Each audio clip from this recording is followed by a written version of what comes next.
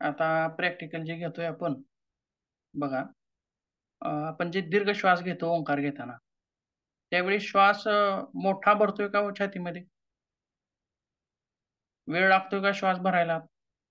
ज्यावेळी प्रॅक्टिकल घेत होतो, त्याच्या पूर्वी ओंकार घेताना जो आपण दीर्घ श्वास घेत होतो आणि आताचा याच्यामध्ये काही फरक वाटतोय का तुम्हाला?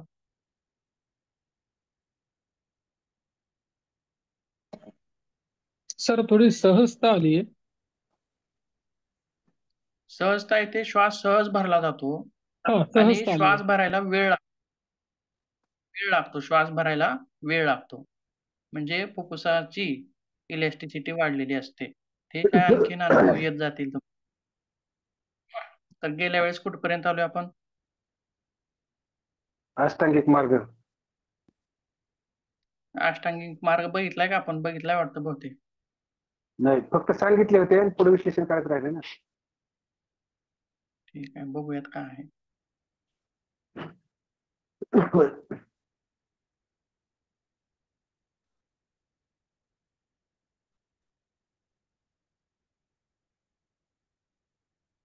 बुद्धं शरणं गच्छामि, धम्मं शरणं गच्छामि आणि संघं शरणं गच्छामि. याच्यातला कोणता भाग चालू होता आपला? तिन्हीपैकी कशात होतं ते अष्टांगिक मार्ग? कशामध्ये आलं होतं?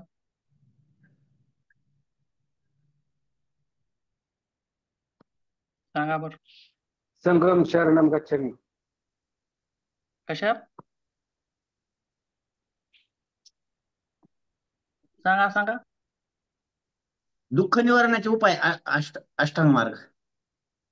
बुद्धं शरणं गच्छामि, धम्मं शरणं गच्छामि आणि संघं शरणं गच्छामि.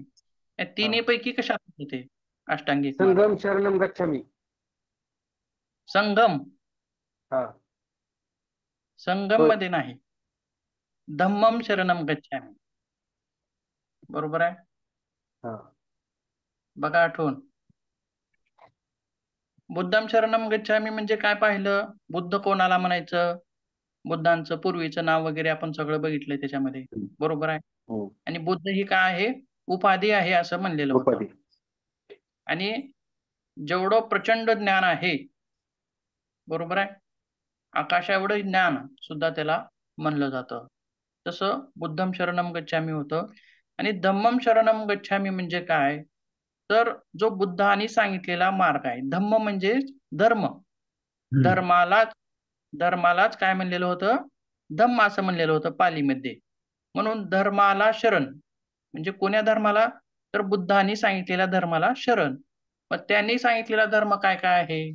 बरोबर आहे. याच्यामध्ये आपण बघत होतो बघा. बरोबर आहे का? हो. हा. त्याच्यात काय काय होतं? त्रिशरण होते, पंचशील होते, बरोबर आहे. आणखीन काय होतं? अष्टांगिक मार्ग होता. मग त्या 4 आर्य अष्टांगिक सत्य. हा 4 आर्य सत्य होते. आणि आर्य सत्य आपण बघितलेले होते. थोडक्यात अष्टांगिक मार्गाचं थोडंसं वर्णन आपण केलेलं होतं. तर त्याच्यामध्ये आपण ते लिहून सुद्धा घेतलंय. 8 अष्टांगिक मार्ग 8. हो. सम्यक दृष्टी, सम्यक संकल्प, कर्म, आजीविका, व्यायाम, स्मृती आणि समाधी. तर सम्यक म्हणजे काय नेमकं? आता सम्यक दृष्टी म्हणजे काय? तर कशाला म्हणलेलं आहे? तर निसर्ग नियमाविरुद्ध कोणतीही गोष्ट काय होऊ शकते, ती गोष्ट न मानणे म्हणजे सम्यक दृष्टी. आणि सम्यक संकल्प म्हणजे काय? योग्य निर्धार किंवा विचार, त्यालाच म्हणलेला आहे सम्यक संकल्प. सम्यक वाचा म्हणजे काय? करुणायुक्त व सत्यपूर्ण वाचा म्हणजे त्यांचं अनुकरण करायचं आपल्याला. बरोबर आहे. तसेच सम्यक कर्म म्हणजे काय? तर चांगली कर्म करायचे. किंवा आपण आता बघा, सम्यक म्हणजे काय? तर मध्यम मार्गाने चला असं तिथं सांगता येतं. आता एखादी गोष्ट आपण अहिंसा आहे बघा, तर पूर्ण अहिंसा आपण पाळू शकतो का? नाही. बरोबर आहे. जसं ब्रह्मचर्य आहे, पूर्ण पाळू शकतो का आपण? नाही, पाळू शकत नाही. तसंच सत्य आहे. म्हणजे मध्यम मार्गाने चला, असं तिथं थोडक्यात आपण तिथं उपदेश त्याचा घ्यायचा आहे. म्हणजे कसं, अतिशय तीव्रही करायचं नाही, अति उच्च कोटीचा पण नाही आणि कमी पण नाही. बरोबर आहे. सत्य बोलावं, परंतु खूप जास्त म्हणजे काय म्हणतात, सत्य हरिश्चंद्रासारखं इतकं नाही, पण थोडंसं कमी. पण चक्कच कमी का? असत्य का मग? असत्य पण नाही. म्हणजे कोणताही मार्ग असो, जीवन जगताना कोणताही मार्ग असो, त्याच्यामध्ये मध्यम मार्गाने चलावं, असं त्याच्यात एक उद्देश आहे. तसेच मग पंचशील काय आहेत?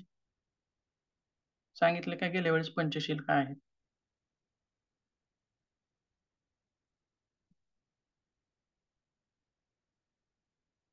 गेल्या वेळेस सांगितले का पंचशील? नाही वाटतं बहुतेक. बघा, आता यम किती आहेत?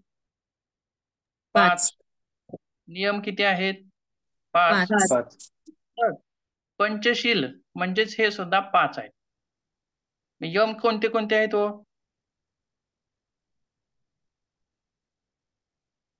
यम कोणकोणते आहेत?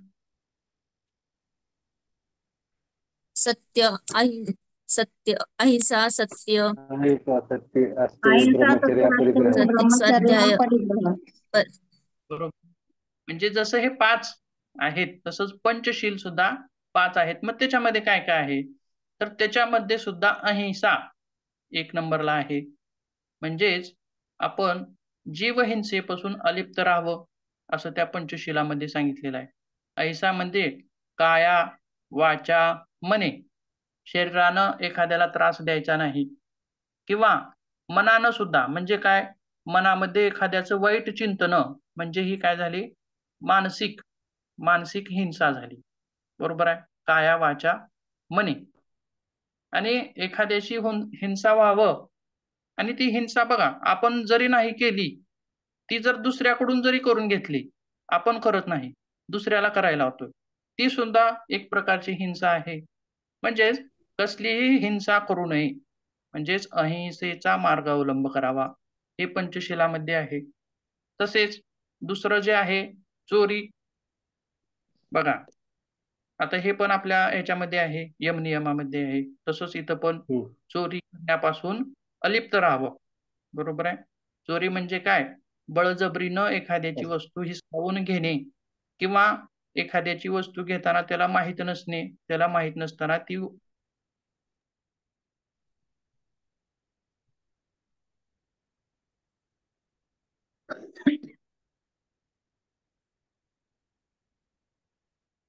वस्तू चोरी करून घेणे. अशा जो काम वासना, अनाचारापासून अलिप्त राहावं.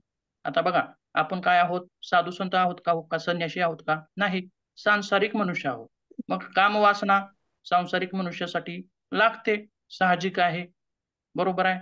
ती करावी पण लागते. आणि तसंच जीवोत्पत्तीसाठी पण काय आहे? इथं काम वासना गरजेची आहे. परंतु आता इथं काय म्हणलंय? म्हणजे काम वासना म्हणजे हा कशाशी संबंध आहे हो यमामधील? ब्रह्मचर्याशी आहे का? बरोबर आहे. हो. चोरी न करणे, अस्तेय, अहिंसा, तसेच येत आहेत. पुढे पण तसेच आहेत, बघूया. म्हणजेच काम वासनेचा संबंध कसा नको आहे तिथं? तर अनाचारापासून, म्हणजे व्याभिचारीपणा. बरोबर आहे. स्वतःची तर बायको आहेच, पण दुसऱ्याच्या बायकोवरती लक्ष ठेवणं म्हणजे व्याभिचारीपणा. हे अनाचार जे आहे, काम वासनेचे जे अनाचार आहेत, त्या अनाचारापासून लिप्त व्हावं, दूर राहावं, असं पंचशीलामध्ये सांगितलेलं आहे. तसेच खोटे बोलणे, चौथा जो काय आहे मुद्दा, खोटे बोलणे. खोटे बोलण्यापासून अलिप्त राहावं, त्याच्यापासून दूर राहावं. तसंच याच्यामध्ये आणखीन एक गोष्ट आहे, ती म्हणजे मादक पदार्थ. म्हणजेच काय? तो मादक पदार्थ फक्त मद्यच आहे का?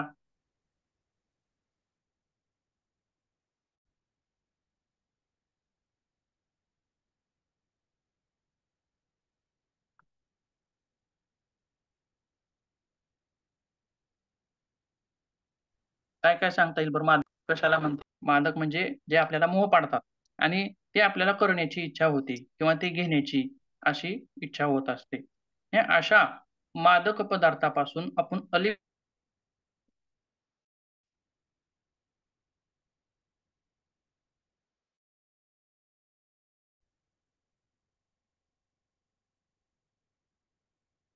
लिप्त राहावं अशी सर दुसरा आहे आज आवाज जातोय. दिनचर्या त्याला आपल्याला म्हणता येईल. आवाज जातो का? ठीक आहे. थोडं रेंजचा प्रॉब्लेम आहे आज थोडं. हा सर, एखादा शब्द येतो ऐकायला, पुढचं काही येत नाही. स्क्रीन शेअर करतायत का सर तुम्ही? काय म्हणला? स्क्रीन शेअर करताय का?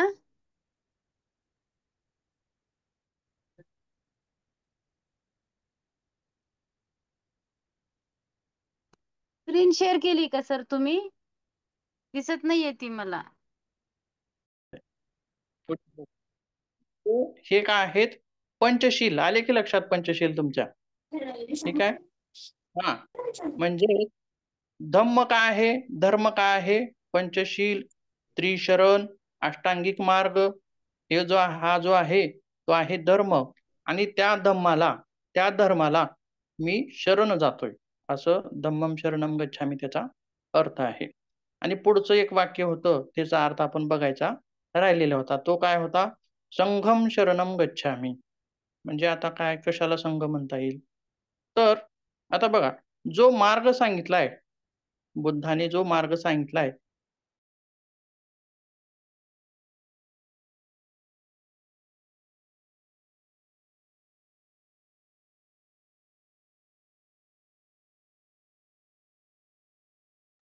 आवाज येतोय का सगळ्यांना? नाही सरांचा आवाज येत आवाज नाहीये. गेलेला आहे.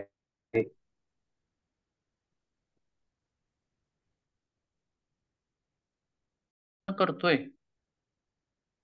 जे अनुयायी आहेत त्यांचा कसा असतो, एक आपण समजा योग वर्गामध्ये येणारे जे साधक आहेत, हा, 1 आहे, 2 आहेत, 10 आहेत, 50 आहेत, म्हणजेच एक प्रकारचा काय झाला, तो संघ झाला. बरोबर आहे. एक आणि अनेक याच्यामध्ये फरक आहे. म्हणजे अनेक म्हणजे संघटित, संघ, जे अनुसरण करतात, बौद्ध मार्गाचा अनुसरण करतात, धम्माचं अनुसरण करतात, त्याला म्हणायचंय संघ. आणि अशा संघाला मी शरण येतोय. बौद्ध अनुयायांच्या संघाला मी शरण येतोय. अशा प्रकारे ही त्रिशरण आहेत बौद्ध प्रार्थनेमध्ये, हे आपण पूर्वी पण बघितलोय. आता त्याच्यानंतर काय म्हणलेलं आहे बघा, द्वितीयम्पि बुद्धं शरणं गच्छामि, द्वितीयम्पि धम्मं शरणं गच्छामि, द्वितीयम्पि संघं शरणं गच्छामि. आता हे त्रिशरण तेच आहेत, फक्त त्याच्या पुढे नाव काय लावले, द्वितीयम्पि. तसंच खाली सुद्धा तसंच आहे बघा, तृतीयम्पि बुद्धं शरणं गच्छामि. तसेच इथं काय लावलेलं आहे, पुढची त्रिशरण तसेच आहेत, फक्त तृतीयम्पि असं तिथं दिलेलं आहे. म्हणजे काय, द्वितीयम्पि म्हणजे दुसऱ्यांदा. बुद्धम शरणम गच्छामी आपण पहिल्यांदा वर म्हणलं, तिथं काहीच लावलेलं नाही बघा समोर, म्हणजेच पहिल्यांदा झालंय. पहिल्यांदा बुद्धम शरणम गच्छामी म्हणलं, 3 शरण म्हणले. परत दुसऱ्यांदा काय म्हणले, 3 शरण म्हणले, बुद्धम शरणम गच्छामी. दुसऱ्यांदा धम्मम शरणम गच्छामी, तिसऱ्यांदा धम्मम शरणम गच्छामी, असं परत परत म्हणलेलं आहे. परत परत म्हणलेलं आहे. मग का म्हणलं असेल हो असं परत परत? एकदा म्हणल्यास जमत नाही का? मी दुसऱ्यांदा बुद्धाला शरण जातोय किंवा मी तिसऱ्यांदा बुद्धाला शरण जातोय, असं का म्हणलेलं असेल?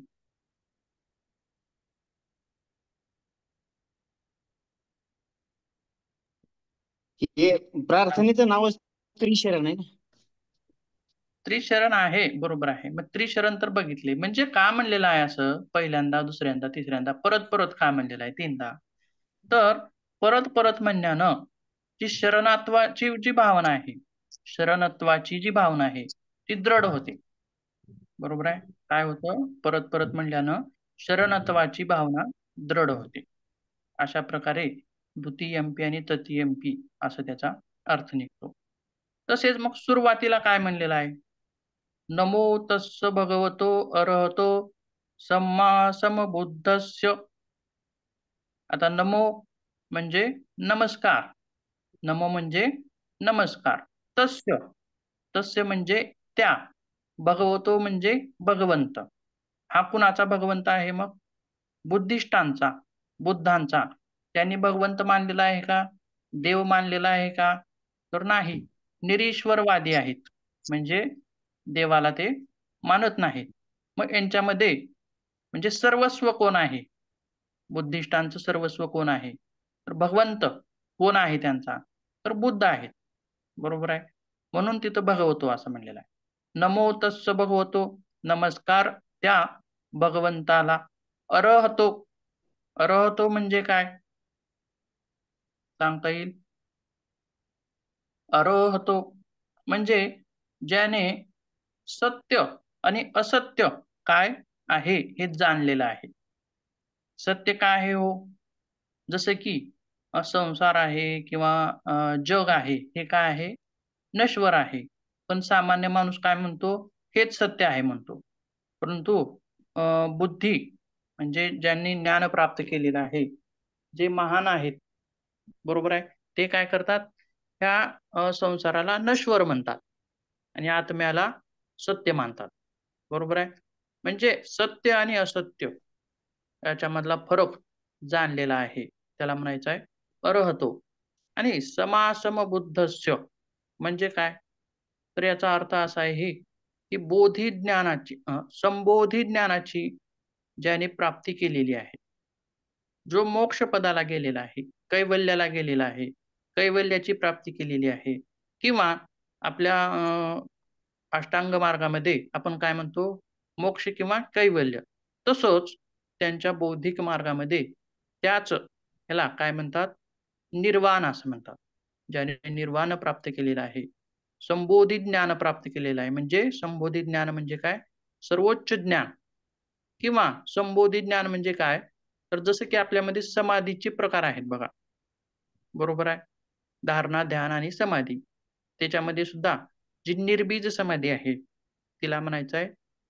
तसंच त्यांच्यामध्ये सुद्धा प्रकार आहेत समाधीचे, 4 प्रकार.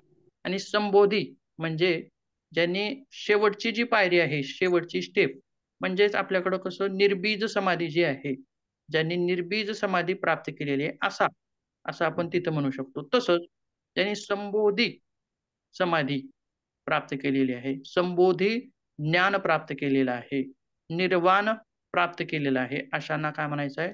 समबुद्धस्य.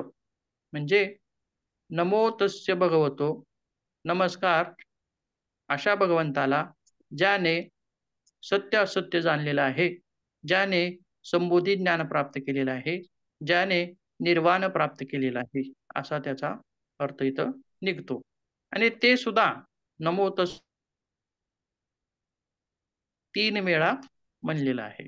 म्हणजे हा झाला सुरुवातीचा भाग, बुद्धं शरणं गच्छामि, हा मधला भाग झाला. आणि त्याच्यानंतर आता शेवटचा भाग काय आहे बघा. शेवटी काय म्हणलेलं आहे? पहिल्यांदा, दुसऱ्यांदा आणि तिसऱ्यांदा हे संपल्याच्या नंतर काय म्हणलंय? पाणतिपाता वेरमणी सिक्खापद समादियामी. आता हे शब्द जे आहेत थोडेसे अवघड आहेत, समजणारे नाहीत. आणि ही भाषा काय आहे? कोणती आहे भाषा ही? सांगा बरं. पाली पाली पाली. हा, पाली भाषा आहे, त्याच्यामुळे आपल्याला ती तेवढीशी समजणार नाही. मग आता हा दुसरा जो आहे बघा, काय म्हणलंय? त्याचे अर्थ बघूयात आपण. त्याच्यामध्ये ध्रुवपदामध्ये तसं 1, 2, 3, 4, 5 असं लिहिलेलं आहे बघा. बरोबर आहे. मग पानातिपाता वेरमणी सिक्खापद समादियामी. म्हणजे आता या पाचींचा अर्थ बघूयात, डायरेक्ट अर्थच बघूयात आपण काय आहे तो. तर त्याच्यामध्ये काय सांगितलेलं आहे? आपण पंचशील जे म्हणलेले आहेत बघा. पंचशील काय काय सांगितले हो? आठवतील का 1, 2 तर? सत्य, अहिंसा, अस्तेय, सत्य, अपरिग्रह, अहिंसा, अस्तेय, ब्रह्मचर्य. ब्रह्मचर्य. आणखीन एक अपरिग्रह, शेवटी त्यांच्यामध्ये वासना, खोटं बोलणं, मादक पदार्थ. मादक पदार्थाचं सेवन करू नये, त्यांच्यापासून दूर राहावं. म्हणजेच आता हा शेवटचा जो शब्द आहे, काय आहे? समाधियामी, समाधी नाही बरं का. समाधी, समाधियामी म्हणजे काय आहे त्याचा अर्थ? मी प्रतिज्ञा करतो. मी प्रतिज्ञा करतो. कशाची? तर पहिलं जे आहे बघा, पहिली जी ओळ आहे त्याचा अर्थ असा आहे की मी जीवहिंसेपासून अलिप्त राहण्याची प्रतिज्ञा करतो. त्याच्यानंतर दुसरी ओळ आहे त्याच्यामधले मध्ये काय म्हणलेलं आहे? चोरी करण्यापासून अलिप्त राहण्याची प्रतिज्ञा करतो. बरोबर आहे. तिसरं काय आहे? तर मी कामवासनेच्या अनाचारापासून अलिप्त राहण्याची प्रतिज्ञा करतो. तसेच पुढं काय आहे? चौथं, त्याच्यामध्ये असं म्हणलेलं आहे, मी खोटे बोलण्यापासून अलिप्त राहण्याची प्रतिज्ञा करतो. आणि शेवटचं जे आहे तर त्याला म्हणता येईल की मी, आता काय म्हणता येईल हो, हे शेवटचं काय आहे? मद्य, मादक पदार्थापासून अलिप्त राहण्याची प्रतिज्ञा करतो. म्हणजे अशा स्वरूपामध्ये ही बौद्ध प्रार्थना आपली पूर्ण होते. आणि शेवटी काय म्हणलेलं आहे? साधू साधू साधू म्हणजे काय हो? तर आपण जसं शांती शांती शांती असं म्हणतो बघा, तशा स्वरूपामध्ये साधू साधू साधू आपल्याला ते साध्य व्हावं असा त्याच्यामधला उद्देश निघतो. तर ही झाली आपली बौद्ध प्रार्थना. त्याच्यामध्ये काही अडचण असेल तर विचारू शकता.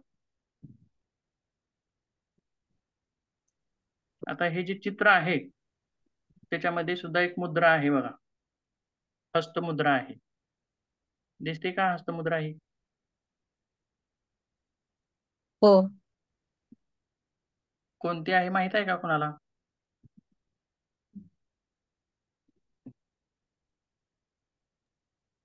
नाही सर. बोधी ज्ञान नाही मुद्रा. माहिती. ज्यावेळी बुद्धांना ज्ञान प्राप्त झालं, ज्ञान प्राप्त झालं ते स्वतःला, पण ज्यावेळी प्रथम उपदेश केला कोणाला? आपल्या अनुयायांना, त्यावेळी धारण केलेली ती मुद्रा आहे. तशा आणखीन 10 प्रकारच्या आहेत मुद्रा, पण तो भाग आपल्याला नाही. तर इथं आपली बौद्ध प्रार्थना संपते. तर लाभ काय सांगता येईल हो याच्यामध्ये बौद्ध प्रार्थनेचे?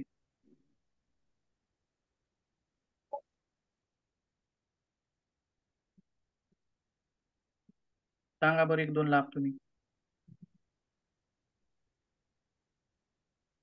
आता एवढी जी प्रार्थना बघितली त्याच्यामध्ये काय सांगता येईल? शरणत्वाची भावना येईल, बरोबर आहे. म्हणजेच अहंकार कमी होईल माणसाचा, अहंकार कमी होईल. आणि जे पंचशील आहेत ते सुद्धा जीवन जगताना आपल्याला काय आहेत? उपयोगी पडणारे आहेत.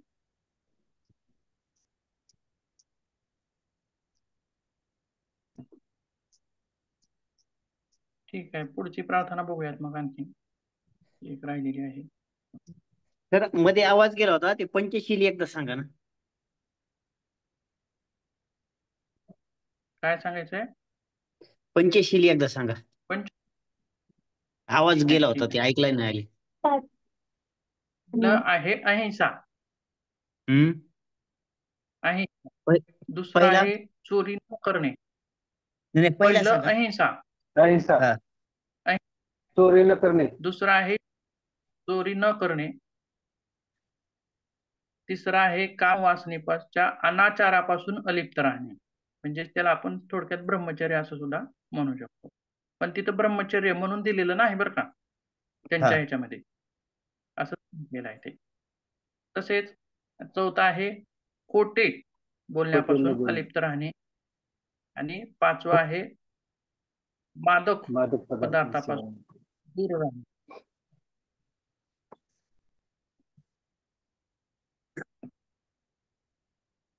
सर ही प्रार्थना पाठ करायची की फक्त एक्सप्लेन करता यायला पाहिजे? आपल्याला प्रार्थनेवरती प्रश्न विचारला जाईल. म्हणजे कसं, हा थेरॉटिकल भाग आहे तुमचा, प्रॅक्टिकल भाग नाही. थेरॉटिकल भाग म्हणजे आता प्रार्थनेवरती प्रश्न आलाय तर बौद्ध प्रार्थना सविस्तर लिहा, जैन प्रार्थना सविस्तर लिहा, हिंदू प्रार्थना सविस्तर लिहा, असा म्हणजे दीर्घोत्तरी प्रश्न तुम्हाला येईल. मग त्यावेळी ही प्रार्थना तुम्हाला माहित असणं गरजेचं आहे. आणि प्रार्थना पूर्ण लिहायची आपण सर्वच, आणि त्यानंतर एका ओळीचं विश्लेषण करत आपल्याला 1-2 पेज भरवायचे. जमेल का? तुम्ही असल्याचं म्हणून जमते. जमते. मी नोट्स देणार आहे नंतर. आपण जो हो. अर्थ बघितलाय पूर्ण अर्थ आपण बघितलाय ना, तो सगळं व्यवस्थित हा. लिहून देणार आहे. वेळ नाही असल्यामुळे मला ते प्रार्थना तेवढी पाठ करायची. म्हणजे कसं, प्रार्थना जरी लिहिलं तरी तुमचं मनोगत कळतं तिथं नेमकं सर्व. आणि विश्लेषण थोडं विश्लेषण करायचं. बुद्धम शरणम गच्छामी सहज विश्लेषण करता येतं. धम्मम शरणम गच्छामी बुद्धाने सांगितलेला धर्म, मग त्याच्यामध्ये काय काय आहे ते लिहायचं. सगळं सविस्तर लिहित जायचं व्यवस्थित. संघम शरणम गच्छामी अनुयायांचा संघ, असं थोडक्यात लिहित पुढे जायचं. ठीक आहे. पुढची एक प्रार्थना बघूयात. अर्धा तास संपलेला आहे. पुढची आहे जैन प्रार्थना.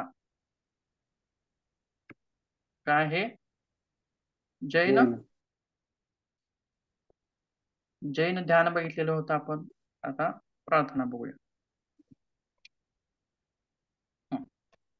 आता यांच्यामध्ये जो आहे तो आहे नमोकार मंत्र. नाव तर ऐकलेलं असेल बघा. ऐकले का? नमोकार नावातले आहे. नमोकार मंत्र कोणाचा आहे? हा जैन धर्मियांचा आहे. आता एकदा मंत्र बघूयात आपण तो काय आहे नेमका, मग त्याची पूर्ण सविस्तर माहिती बघूयात. आता शरण जायचं आहे. बौद्ध धर्म कोणाला शरण गेला? बुद्धाला शरण गेला, बरोबर आहे. धम्माला त्यांच्या धर्माला शरण गेला, आणि संघाला त्यांच्या अनुयायांच्या संघाला शरण गेला. प्रार्थना म्हणजे काय? सुरुवातीलाच आपण अर्थ बघितलाय, शरण जाणे. शरण जाणे आणि याचिका करणे, बरोबर आहे, किंवा शरण जाणे, असे प्रकार तिथं आपण बघितलेला प्रार्थनेचा अर्थ बघितलेला आहे. मग आता हे जैन धर्मीय कोणाला शरण जातात, कशाला शरण जातात बघूयात ते मग परत. तर जैन धर्मामध्ये नवकार मंत्र किंवा नमोकार मंत्र, बरोबर आहे. म्हणजेच काय? नमोकार म्हणजे नमस्कार. नमोकार म्हणजे नमस्कार मंत्र. आणि नवकार म्हणजे ज्यामध्ये 9 ओळी आहेत. किती ओळी आहेत? 9 ओळी. नमस्कार तर 5 जणांनाच करायचा आहे. किती जणांना? 5 जणांनाच करायचा आहे. पण काही ओळी त्या दुसऱ्या आहेत, परंतु एकूण ओळी किती आहेत? 9 आहेत. बघा, नमो अरिहंतान पासून पडम हवई मंगलम इथपर्यंत बघा किती ओळी आहेत मिळून? 1 2 3 4 5 6 7 8 9 9 ओळी आहेत ना. 10वी ओळ ती मी लिहिलेली आहे, शेवटची खालची वरील मंत्राचा जैन असा आहे, ती मी लिहिलेला आहे. तर याच्यामध्ये एकूण 9 ओळी असल्यामुळं, आणि प्रत्येक मंत्राच्या सुरुवातीला, प्रत्येक ओळीच्या सुरुवातीला काय लिहिलं आहे? नमो. नमो नमो नमो नमो नमो म्हणजे काय? तर नमस्कार. म्हणून याला नमोकार मंत्र, नमस्कार मंत्र असं सुद्धा म्हणलं जातं. तसेच त्यांचा मूळ मंत्र आहे. जसं हिंदू आपला गायत्री मंत्र असेल, पुन्हा मृत्युंजय मंत्र असेल, किंवा सगळ्याच मंत्राच्या सुरुवातीला लावला जाणारा ओंकार असेल. ओंकाराविना मंत्रच पूर्ण होत नाही. रामाचा मंत्र घ्या, शिवाचा मंत्र घ्या, विष्णूचा मंत्र घ्या, लक्ष्मीचा घ्या, सर्वांपुढे काय आहे? ओम नमः शिवाय, ओम वैष्णवे नमः, ओम दुर्गाय नमः, ओम भूर्भुवस्व, ओम त्र्यंबकम, बरोबर आहे. ओम हनुमते नमः. म्हणजे सर्वांपुढे काय लावलेलं आहे? ओम म्हणजे मूळ मंत्र आहे तो. त्याच्या विना मंत्रच होत नाही. तसंच जैन धर्मियामध्ये सुद्धा हा नमोकार मंत्र जो आहे तो मूळ मंत्र आहे. आणि याचा उल्लेख तो कधीपासून मिळतोय?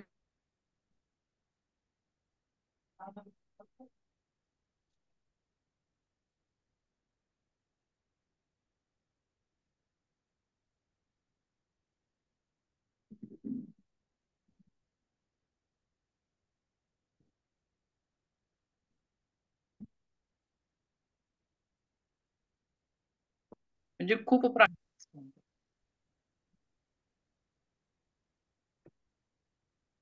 हा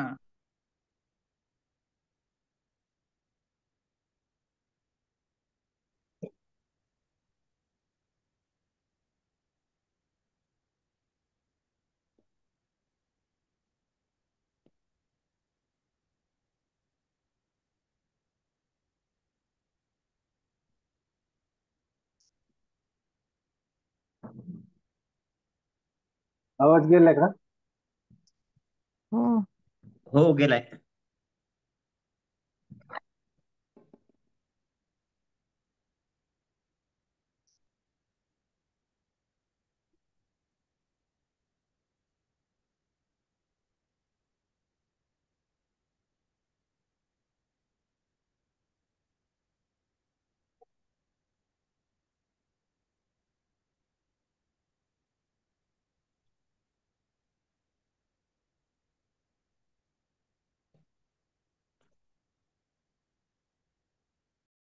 आवाज येतोय का आता? हो येतोय सर आता. ठीक आहे ठीक आहे. एकदा डिस्कनेक्ट झालं की परत लवकर कनेक्ट होत नाही. ठीक आहे, बघूया परत. कुठं आलोय आपण? नमोकार मंत्र. मूळ मंत्र आहे असं आपण बघितलेलं आहे. तसेच या मंत्रात पंच या मंत्रात काय म्हणलेलं आहे? पंचपरमेष्ठींना नमस्कार करतात. पंचपरमेष्ठींना नमस्कार करतात म्हणजे काय? पंचपरमेष्ठी कुणाला म्हणायच्या? आपण सुरुवातीलाच म्हणले पैकी 5 ओळीमध्ये नमस्कार केलेला आहे. आणि मग त्या 5 ओळीमध्ये पंचपरमेष्ठी म्हणजेच सर्वोच्च आध्यात्मिक लोक. सर्वोच्च आध्यात्मिक लोक त्यांना काय म्हणलेलं आहे? पंचपरमेष्ठी. अशा लोकांना नमस्कार केला जातो. मग बघूयात आता एक एक काय काय आहेत, कोण आहेत ते. तर पहिल्यांदा म्हणलेलं आहे नमो अरिहंतान.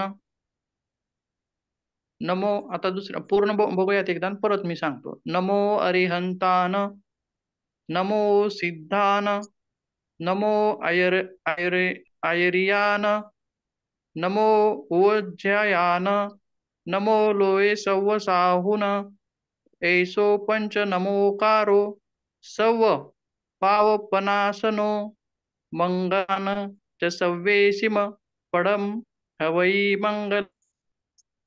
अशा प्रकारच्या 9 ओळी आहेत. आणि त्याच्यातली पहिली ओळ म्हणजे नमो अरिहंतान. अरिहंतांना नमस्कार. बघा आता हे अरिहंत कोण आहे तो? आपण जैन धर्माच्या ध्यानामध्ये बघताना बघितलं बघा, काय बघितलेलं होतं? तीर्थंकार म्हणजे काय बघितलेलं होतं, तीर्थंकर. बरोबर आहे? मग कशाला म्हणायचं तीर्थंकार हो? धर्माचे ज्ञान देणारे. धर्माचे ज्ञान देणारे, पण कधी? ज्यांना अगोदर ज्ञान प्राप्त झाले, बरोबर आहे? हो. ज्यांनी केवळ ज्ञानाची, ज्यांनी सर्वोच्च प्राप्ती. ज्ञानाची. आपण काय करूया माहिती आहे का? सर्वोच्च ज्ञान हा शब्द ठेवूयात. आता जैन धर्मामध्ये सर्वोच्च ज्ञानाला म्हटलेलं आहे. बौद्ध धर्मामध्ये सर्वोच्च ज्ञानाला संबोधी. तसं आपल्या धर्मामध्ये आत्मज्ञान किंवा ब्रह्मज्ञान म्हणलेलं आहे. हे जे ज्ञान आहेत, या सर्व ज्ञानाला आपण काय म्हणूयात? सर्वोच्च ज्ञान म्हणूयात. सर्वोच्च ज्ञान. नमो अरिहंतान म्हणजे काय? अरि म्हणजे काय? शत्रू. अरि म्हणजे शत्रू. हंतान म्हणजे विजय. शत्रूवर विजय मिळवल्याना नमस्कार. मग हे शत्रू कोण आहेत? विकार. षडविकार. षड रिपू कोणकोणते? जस आहे, क्रोध आहे, लोभ आहे, मद आहे, मत्सर आहे, बरोबर आहे? असे जे विकार आहेत, आता आपल्याला बरेच वेळेस असं म्हणलं जातं बघा, की माणूसच माणसाचा शत्रू आहे. आपणच आपले शत्रू आहोत.